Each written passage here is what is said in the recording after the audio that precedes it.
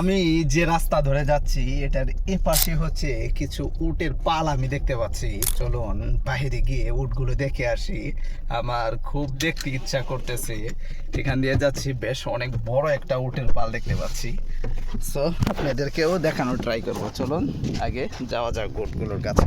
এখানে বেশ অনেকগুলো উট দেখতে পাচ্ছি। এটা হচ্ছে কুয়েতের মুতলা মরুভূমি। আমার সাথে আছে যে উট পালে আর কি, মূলত ভাই হচ্ছে সুদানের।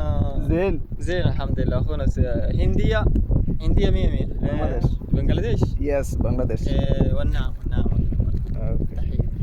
সেই হচ্ছে উট পালে এখানে।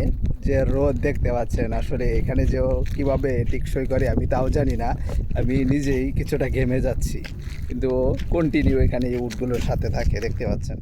সে আমাকে ঘুরে ঘুরে দেখাচ্ছে। আসলে ও ভালো একজন ব্যক্তি। আমাকে উটগুলো সে কাছ থেকে ঘুরে ঘুরে দেখাচ্ছে যে দেখো তুমি আইসা, সমস্যা নেই। সে আমাকে দেখাচ্ছে, এটা হচ্ছে গাবি উট হয়তো। সে আমাকে দেখাচ্ছে যে দেখেন, উটকে সে আদর করতেছে, বসাইতেছে, হয়তো আমাকে সে বলবে এটার উপরে ওঠার জন্য। সেই জন্যই আমাকে সে বলবে উটের উপরে ওঠার জন্য, কিন্তু আমি ট্রাই করেছিলাম, আমার পক্ষে সম্ভব হয়নি, কিছুটা ভয় পাচ্ছি আমি। এক একটা উটের উচ্চতা আপনারা দেখতে পাচ্ছেন, কি দানবীয় উট। সেও আমার সাথে আছে, সে আমাকে ঘুরে ঘুরে এগুলো দেখাচ্ছে। সত্যি বলতে খুবই চমৎকার উটগুলো, দেখেন আমার থেকে কতটা উঁচা। এটা হচ্ছে উটের কুচ, এখানটা হচ্ছে উটের চর্বি। আপনারা উট নিয়ে আমার আর একটা ভিডিও আছে, উটের যে ফিচার আল্লাহ ওদেরকে দিয়েছে, ওরা একটা না 200 লিটার পর্যন্ত পানি খেয়ে ফেলতে পারে। এখানে যে দেখতে পাচ্ছেন এটা হচ্ছে কুচ, এটা হচ্ছে চর্বির আধার।